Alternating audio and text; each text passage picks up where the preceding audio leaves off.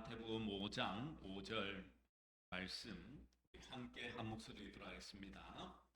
온유한 자는 복이 있나니 그들이 땅을 기업으로 받을 것이며. 아멘. 우리가 신자가 불신자로부터 많은 비난을 받는 것 중에 하나가 그거죠. 교회 다니는 사람들은 의지가 약하다고. 아니, 주먹을 믿지, 내 힘을 믿지, 왜 하나님 앞에 가서 빌고 그렇게 울고 매달리고 그렇게 살아가냐?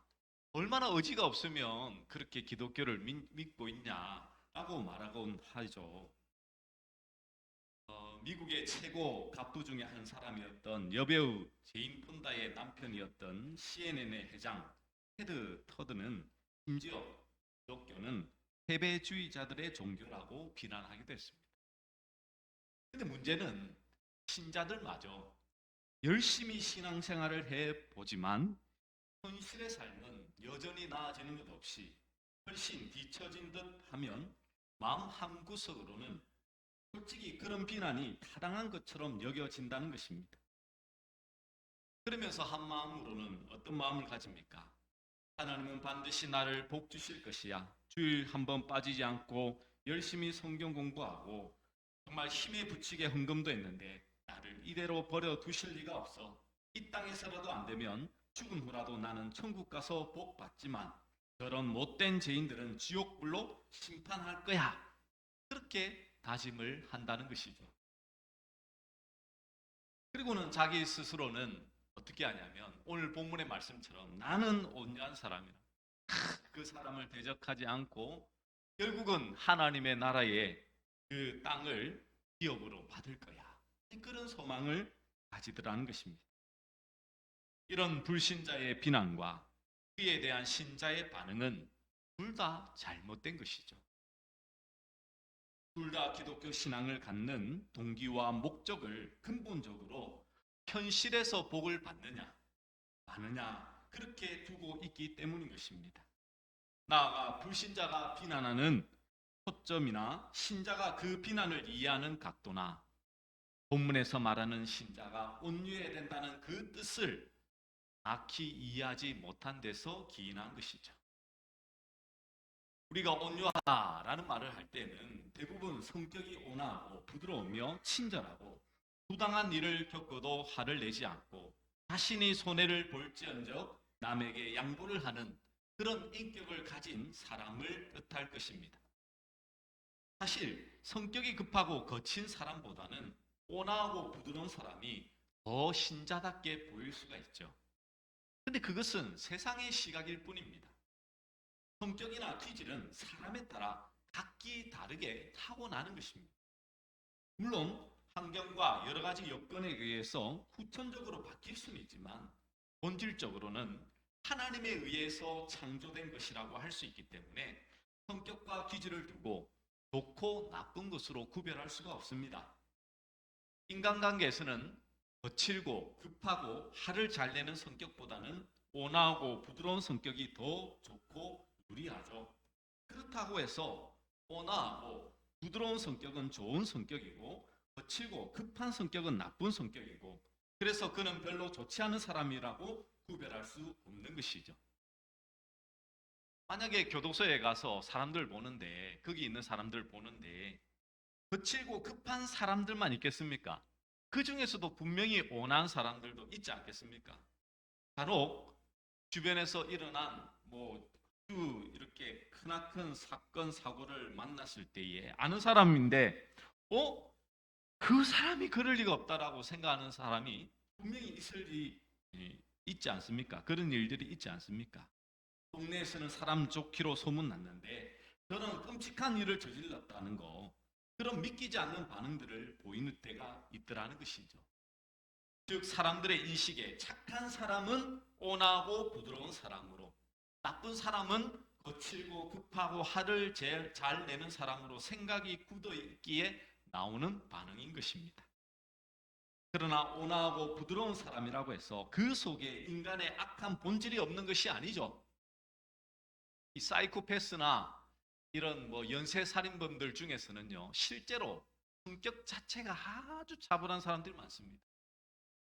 조용한 사람들. 이 인간의 악한 본질이 거칠고 급하고 화를 잘 내는 사람보다는 적을 것이라고 생각한다면 얼마나 크나큰 착각이고 어리석은 생각입니까? 인간의 성격이나 기질과는 상관없이 모든 인간은 악하죠. 그것은 동일한 것입니다. 오히려 신앙적으로 생각하면 온화하고 부드러운 사람이 더 큰 교만에 빠질 수가 있죠. 바리새인의 교만처럼 나는 성격이 온화하고 부드러우니까 성격 급하고 화를 잘 내는 저런 사람보다는 더 신자답다라는 함정에 빠질 수 있는 것입니다. 반대로 거치고 화를 잘 내는 사람은 실수도 많고 그 성격이 다른 사람의 상처를 주니 나는 신자답지 못하다라고 생각하며 자기 부족을 생각하며 살 수 있지 않겠습니까? 어쨌든 사람은 자신의 성격대로 살아갈 수밖에 없습니다. 왜냐하면 성격은 인간의 본질적인 문제이기 때문에 거칠고 급한 성격을 가진 사람이 의도적으로 온화하고 부드러운 성격을 드러내고자 한다면 쉽게 되는 일이 아니기 때문이죠. 그런데 예수님이 말씀한 온유를 온화하고 부드러운 성격이나 기질로 이해를 한다면 결국 온화하고 부드러운 성격을 가진 사람이 복 있는 사람이라는 이상한 뜻으로 해석할 수밖에 없을 것입니다. 만약 온화하고 부드러운 사람이 예수님이 말씀한 온유한 자라면 믿음이 없는 사람은 절대로 온화하고 부드러운 성격을 가지고 있지 않아야 되겠죠. 하지만 불신자들 중에서도 신자들보다 얼마든지 온화하고 부드러운 성격이 있음을 우리는 보지 않습니까? 그렇기에 예수님이 말씀하신 온유는 인간의 성격이나 기질과는 전혀 상관없음을 우리는 빨리 파악해야 되는 것이죠. 사람이 예수님을 믿는다고 해서 타고난 성격이 바뀌는 것은 결코 아닙니다. 이것은 온유만이 아니라 팔복 전체에 해당되는 것이죠. 팔복은 성격과 기질과는 전혀 상관없는 내용이기 때문입니다. 이 팔복의 중심 주제는 천국이죠. 예수님이 세우시는 천국이 어떤 나라인가를, 그리고 그 나라 백성들은 어떤 그것을 가지고 있는지를 보여주고 있는 말씀인 것입니다. 병이 고침받고 환경이 좋아지는 그런 복이 아니라 세상은 전혀 알지 못하는 새로운 복으로 가득한 천국을 말씀하시면서 신자는 바로 이러한 복의 사람으로 부름받은 존재임을 말씀하고 있는 것이죠. 그래서 팔복이라고 지금 이제 세 번째 복을 말씀하고 있는데 아직도 이 복이 왜 복인지를 모르고 있다면 오늘 말씀을 또한 잘 들어보셔야 됩니다. 성경에서 말씀하고 있는 온유는요, 헬라어 원어로 보시면 프라이스라는 단어를 사용하고 있습니다. 이것은 가난한, 억압받는, 겸손한, 짓눌린, 낮은, 애통한 이런 포괄적인 의미의 단어입니다. 히브리에서도 마찬가지죠. 구약 성경에서 특히 시편과 이사야서에서 온유와 가난과 고통, 억압 이것을 아나부라는 단어로 사용하고 있습니다. 그러니까 히브리 사람들에게 있어서 온유라는 것은 부드럽고 다정한 성품을 가리키는 것이라기보다는 닥친 상황에 대처하는 자세나 반응을 이야기하는 것입니다. 구약의 원어상으로 의미를 보면요, 야생마가 길들여져 있는 것을 의미하고 있습니다. 이 야생마를 길들여 보면 어떻습니까? 자기 마음대로 하려고 하죠. 자기가 힘대로 원하는 대로 막 달려가는 것이 야생마지 않습니까? 그런데 그 야생마가 주인에 의해 길들여져 있는 상태. 매 사냥을 하는 것을 보면 매가 주인의 팔 위에 있다가 신호를 받으면 하늘을 쏜살같이 날아가 새를 사냥하지 않습니까? 이와 같이 내면에 힘이 있지만 그 힘을 함부로 사용하는 것이 아니라 주인의 명에 따라 사용하는 것이 성경이 말하는 온유라고 볼 수 있는 것이죠.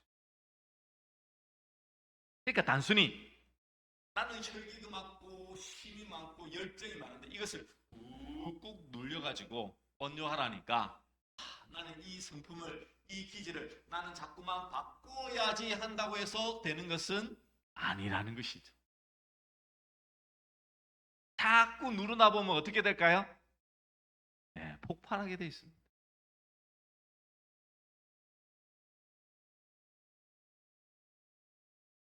그래서 이 온유라는 단어를 설명하는 예를 보면요. 감기 몸살로 펄펄 끓던 열이 뚝 떨어져 상쾌하게 단잠에 빠진 상태.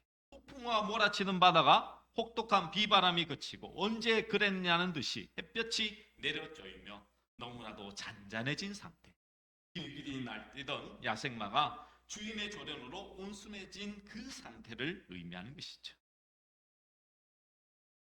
여전히 열정과 힘이 흘러넘치지만 그것이 통제되어 있는 상태를 온유라고 우리가 보면 됩니다. 그러면 이 온유를 이 성경에서는 어떻게 표현하고 있을까요? 성경에서는 온유한 자라고 말씀하고 있는 인물이 있습니다. 그 인물이 누구냐면 바로 모세죠. 민수기 12장 3절에 보시면 이렇게 말씀하고 있습니다. 민수기 12장 3절 우리 같이 한번 읽어볼까요? 앞에 같이 한번 읽어보겠습니다. 시작. 이 사람 모세는 온유함이 지면의 모든 사람보다 더하더라. 아멘. 여러분, 만약에 이 온유함을 성격으로 생각한다면 모세는 온유한 사람 아닙니다. 그렇지 않습니까? 40세 때 자신의 민족을 이렇게 구출해내고자 그럴 때 어떻게 했습니까? 애굽 사람을 보고는 좌우를 살펴보고는 사람이 없으니까 때려 죽여버리죠. 그리고 심지어 물론 이 사건은 쪽면만 보시면 안 됩니다. 하나님의 말씀을 받고 40일 동안 시내산에 있다가 십계명 돌판을 가지고 내려왔는데 이스라엘 백성들이 어떻게 합니까? 우상 숭배를 하죠. 돌판을 깨버립니다. 물론 이것은 계약 위반을 상징하는 의미이기도 했지만 깨버리거든요. 그리고 어떻습니까? 하나님께서 반석에서 물을 내라고 말씀하실 때에 어떻게 하냐면 지팡이로 반석을 2번 쳐버립니다. 성격이 그만큼 급합니다. 다혈질적이고 급한 성격. 그것이 바로 모세였습니다. 이러한 내용을 보면 모세는 온화하고 부드러운 사람이라기보다는 성격이 급하고 거친 면이 있는 사람일 것이라고 생각하는 것이죠. 우리가 생각하는 온유와는 우리가 먼 사람이라는 것입니다. 그런데 왜 성경은 이 모세를 향하여서 온유한 자라고 말씀하고 있을까요? 그 앞에 구절이 참 재미있습니다. 우리 민수기 12장 1절 2절을 우리 한번 읽어보도록 하겠습니다. 함께 읽겠습니다. 시작. 모세가 구스 여자를 취하였더니 그 구스 여자를 취하였으므로 미리암과 아론이 모세를 비방하니라. 그들이 이르되 여호와께서 모세와만 말씀하셨느냐 우리와도 말씀하지 아니하셨느냐 하매 여호와께서 이 말을 들으셨더라. 아멘. 그리고 3절에 이 사람 모세는 온유함이 지면의 모든 사람보다 더하더라 라고 말씀하고 있습니다. 지금 성경은 하나님의 말씀은 모세가 언제 이 온유함이 모든 사람보다 더 크다라고 말씀하고 있나요? 그것은 바로 구스 여인을 아내로 취한 일에서 드러납니다.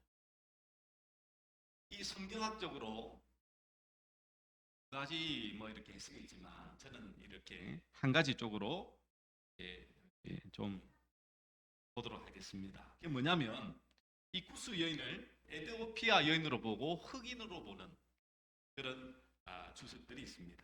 이게 대부분은 좀 힘이 있는 많은 사람들이 생각하는 주석이죠. 아마 애굽의 노예로 있었다가 이스라엘이 애굽에서 나올 때 함께 나온 것으로 짐작이 됩니다. 아마도 자신의 아내는 죽었는지 이 구스 여인을 이 모세가 아내로 취하게 됩니다. 근데 여러분 생각해 보십시오. 지금 이스라엘의 지도자였습니다. 하나님의 율법의 말씀을 선포하는 선지자였습니다. 그런 사람이 이스라엘의 사람이 아닌 구스 여인, 이방인의 그 여인인데 흑인을 뭐하냐면 아내로 취하게 된 거예요. 그러자 그와 함께 있던 그 이제 미리암과 아론이 모세를 비방하는 것이죠.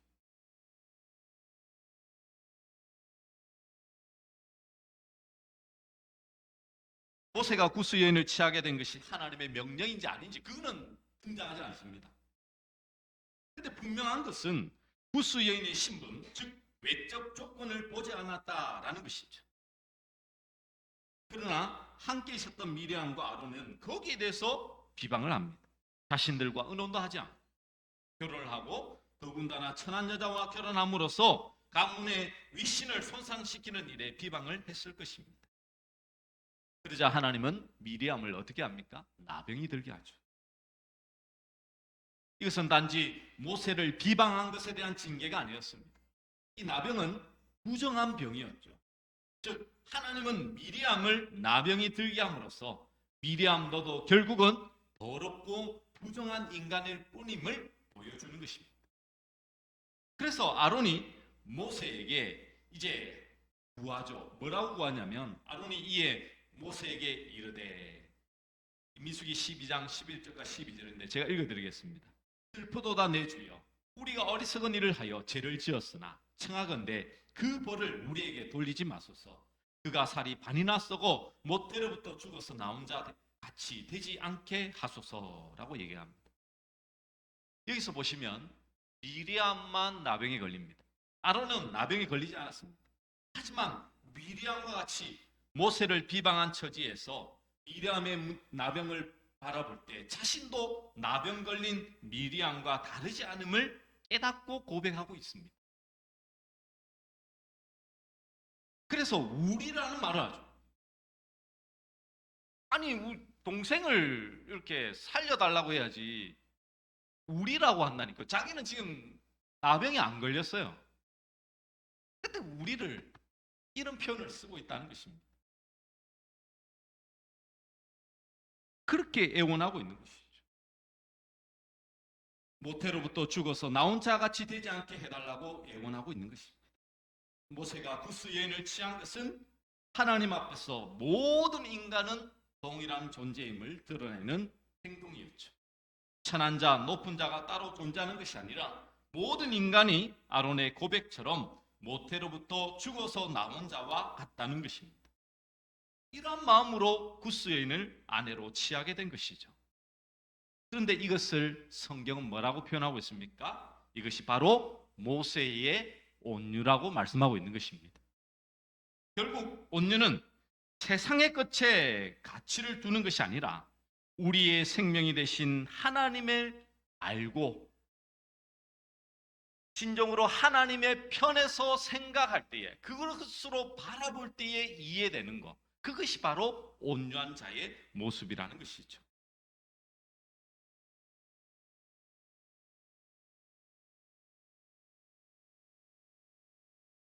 이러한 온유는요, 예수님에게서도 드러나고 있습니다. 완벽하게 드러나죠.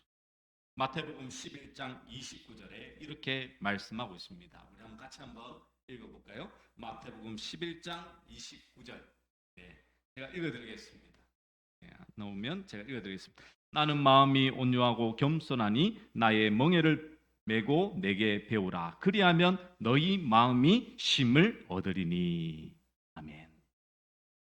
우리가 잘 아는 말씀이죠. 나는 마음이 온유하고 겸손하다라고 할 때에 이 온유와 겸손은 같은 단어입니다. 의미입니다. 왜 제가 같은 단어와 의미라고 사용하고 있냐면 이것을 같이 이렇게 단어를 같이 사용할 때가 많습니다.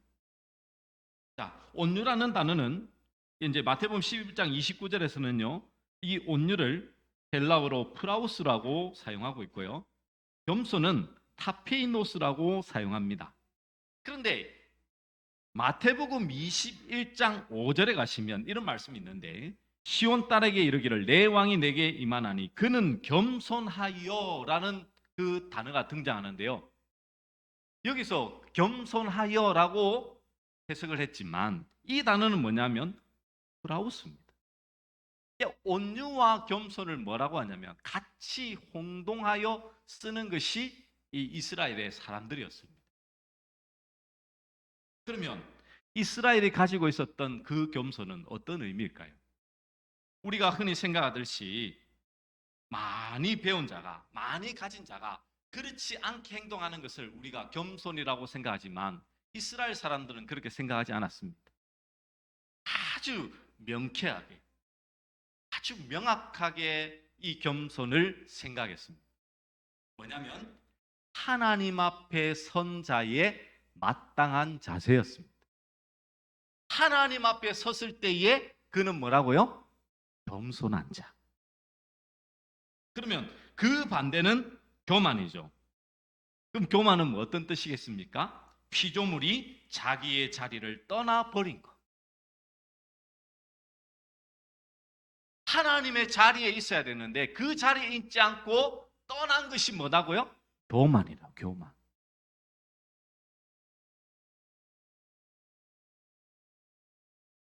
탕자처럼 그 아버지 집에 있어야 되는데 떠난 그게 뭐라고요? 교만, 교만. 하나님 앞에서 서 있는 것이 뭐라고요? 겸손. 이걸 다른 말로 온유라고 표현하는 것입니다. 예수님께서 나는 마음이 온유하니 내 멍에를 메고 내게 배우라라고 말씀하고 있죠. 그런데 그 앞절에 보시면 수고하고 무거운 짐진 자들아, 그들을 부르고 있습니다. 온유를 이야기하면서 수고하고 무거운 짐진 자들을 부르고 있는 것이죠. 그런데 예수님의 그 짐이 가볍고 쉽다라고 말씀하고 있습니다. 예수님의 짐은 무엇입니까? 십자가이지 않습니까? 근데 십자가가 가볍고 쉽습니까? 그런데 예수님은 그 십자가를 가볍고 쉬운 것이라고 말씀하고 있습니다. 수고하고 무거운 짐과 쉽고 가벼운 내 짐 사이에서 들어가 있는 것이 뭐냐면 온유인 것입니다.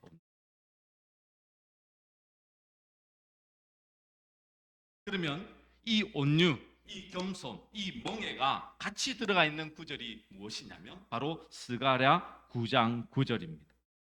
제가 읽어드립니다. 시온에 따라 크게 기뻐할지어다. 예루살렘에 따라 즐거이 부를지어다. 보라, 내 왕이 내게 임하시나니 그는 공의로우시며 구원을 베푸시며 겸손하였어. 이게 온유입니다. 나귀를 타시나니 나귀의 작은 것 곧 나귀 새끼니라. 마태복음 21장 5절에서는 이걸 이 멍에 매는 낙이라고 표현하고 있습니다. 이게 뭡니까? 겸손한 왕이 멍에를 매는 나귀를 타고 시온으로 들어가는 것, 그것은 뭐냐면 멍에 매는 낙이라는 그 뜻이 주인에게 붙들린 낙이라는 것이거든. 하나님께 붙들니 하나님께 사용되는 낙이라는 뜻입니다. 그러면 이제 이 온유의 뜻을 전체적으로 볼 때에 이렇게 생각할 수 있는 것이죠. 절대 사람이 성격이 유순하고 좋은 게 온유가 아닙니다. 이제는 이 성경적인 온유를 완전히 뒤집으셔야 돼요.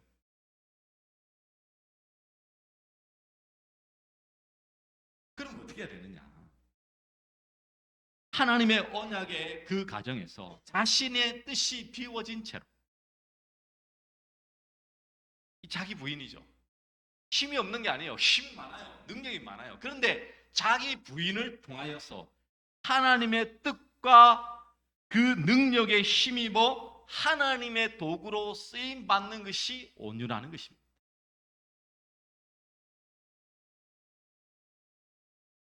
이거는 기질로 나오는 게 아닙니다.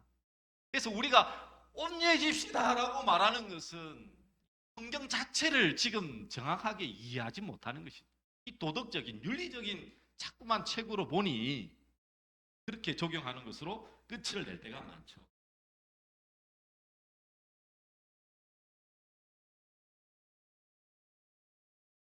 예수님께서 온유를 보여주심으로 말미암아 그 온유를 어떻게 해야 됩니까? 우리가 배우는 거예요.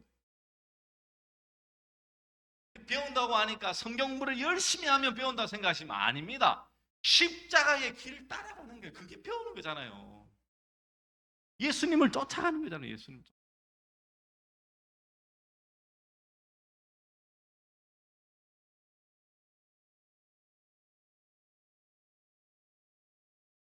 결국요, 이 앞서서 말씀드렸던 이 팔복 중 이 세 가지 앞으로 계속해서 보겠지만 연결되는 것입니다. 심령이 가난한 자는 자신과 세상의 죄로 말미암아 애통하게 되어 있고 그들은 곧 온유의 상태로 된다는 것이죠.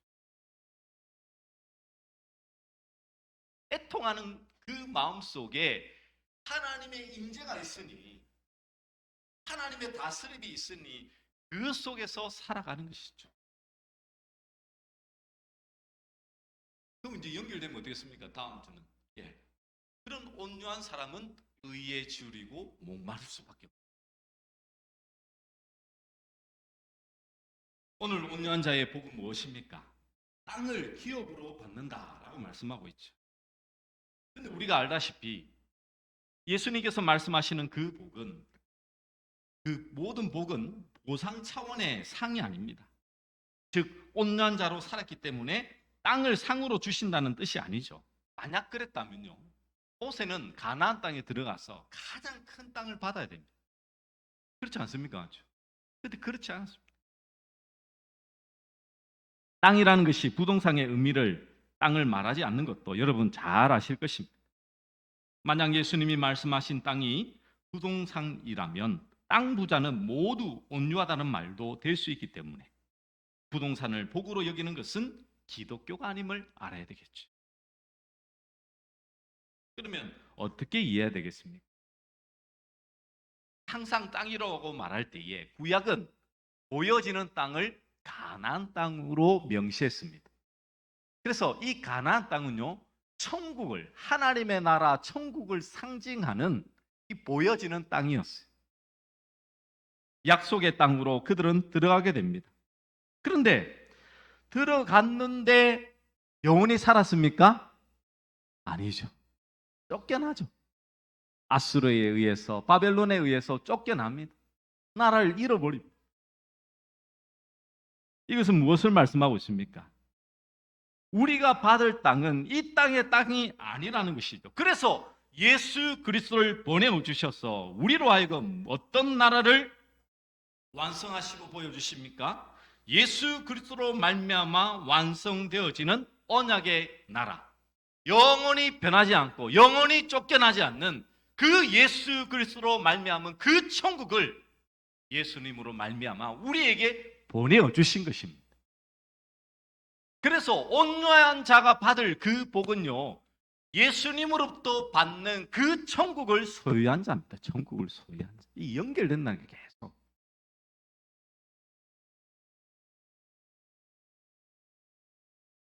내가 성격이 죽어지고 성격이 좋아지면 내가 땅이 많아질 거야. 그거는 성경 자체를 지금 아예 1도 모르는 겁니다. 1도 모르는. 저는 그걸 정확하게 말씀드릴 수 있습니다. 신자는 세상 사람과는 다른 새로운 땅을 기업으로 살고 있는 것이죠. 그 땅은 죽음을 이기시고 부활하신 예수 그리스도를 왕이 되어 다스리는 땅. 그 속에서 살아가는 자라는 것입니다. 그러므로 우리는요, 우리의 삶 속에서 나의 주인이, 나의 주님이 어떠한 분이신 줄 안다면 그 주님을 따라서 살아가는 자가 되어야 되겠죠. 왜 우리가 아무리 기도해도 온유해지지 않을까요? 다른 말로 표현하면 예배를 드려도 기쁘지 않고 찬양을 해도 승리가 따르지 않고 말씀을 배워도 왜 변화가 안 됐냐는 것입니다. 왜 세상과 사람 앞에 주눅이 들며 죄악과 사단의 시험과 유혹에 그렇게 쉽게 넘어지고 있습니까? 그것은 바로 신자가 신자된 본질을 제대로 모르기 때문이죠. 신자가 되었다고 우리의 성격이 착하고 온유해지거나 갑자기 담력이 늘어나는 것이 아닌데 자꾸만 그렇게만 생각하고 있으니 내 삶에 아무런 변화가 없고 역사가 없다라고 생각하는 거예요. 진정한 온유한 자, 하나님의 백성된 자, 예수 그리스도를 주로 모시고 있는 자는 하나님의 기쁨과 슬픔에 동참하는 자가 되어야 되는 것입니다. 하나님이 기뻐하는 것을 함께 기뻐하고 슬퍼하는 것을 함께 슬퍼하는 자, 그것이 바로 진정한 온유한 자의 모습이라는 거예요. 왜 그렇습니까? 하나님에 의해서 지금 다스림을 받고 있으니 주님의 생각과 나의 생각이 뭐 하는 것입니까? 같이 가는 거죠. 같이. 단순히 언제 어디나 계시는 하나님이라는 인식을 가져서는 충분하지 않습니다. 바로 지금 이 순간 내 곁에서 내 손을 잡고 함께 걸어가고 있으므로 어떤 일이 닥쳐도 요동치 않아야 되는 것이죠. 그분이 생각하는 대로 생각하고 말하는 대로 말하고 행동하는 대로 행동할 수 있는 그 은혜, 그것이 바로 온유한 자의 참된 복이라는 사실을 여러분 잊지 마시기를 간절히 축원합니다. 말씀을 정리하며 맺습니다. 우리 원주 시민교회 성도 여러분, 여러분은 어떠한 복을 이 땅에서 누리고자 소망하십니까? 제가 이렇게 팔복의 세 번째를 말하고 있지만 아직도 여러분의 마음속에는 세상의 복에 대한 조그만한 욕심이 있을 수 있습니다. 제가 금요일 날요 설교를 했는데 약한 것이 강함이라고 설교하는데 이게 어느 순간 있잖아요. 내 마음속에 이 뭔가 참 강함이 좀 그래도 좋지 않아? 이런 마음이 조금 올라오더라고요. 그래서 제가 얼마나 기도했는지 모릅니다. 제가 주일날 약할 때 강함된다라는 설교를 할 때는 아, 목사님이 거기에서 진짜 자유했구나 그렇게 생각하시면 될 겁니다. 여러분, 우리는요 단순히 내 고집, 내 생각, 내 기질, 내 성격 그것을 바꾸어서 하나님을 쫓아가는 사람 아닙니다. 여러분의 그 있는 그대로 하나님은 사랑하시고 여러분을 존중하십니다. 그런데 그 모든 것을 가지고 그리스도를 따라가다 보면 그리스도께서 여러분을 뭐 하십니까? 인도하신다니까. 그것이 바로 예수 그리스도로 말미암아 십자가를 따라가는 자의 참된 삶이라는 것을 여러분 잊지 마시기를 간절히 축원합니다. 그게 진정한 하나님의 복된 사람의 모습이라고요. 그런 은혜가 여러분의 모든 삶 속에 항상 흘러넘쳐나시는 주의 은혜가 있기를 간절히 축원합니다. 우리 하나님 아버지의 마음 우리 함께 찬양하도록 하겠습니다.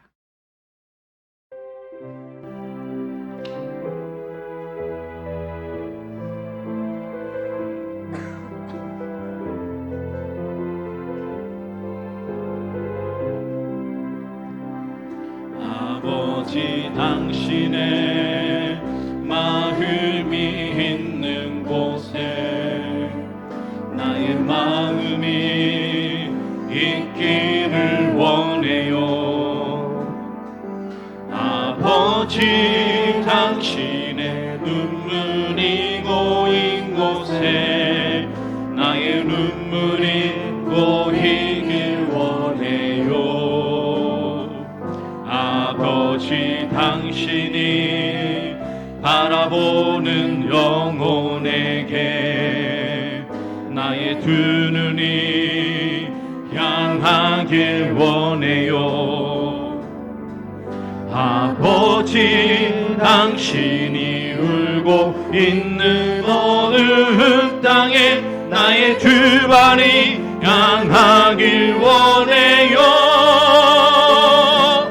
나의 마음이 아버지의 마음 하나 내 모든 뜻 아버지의 뜻이네.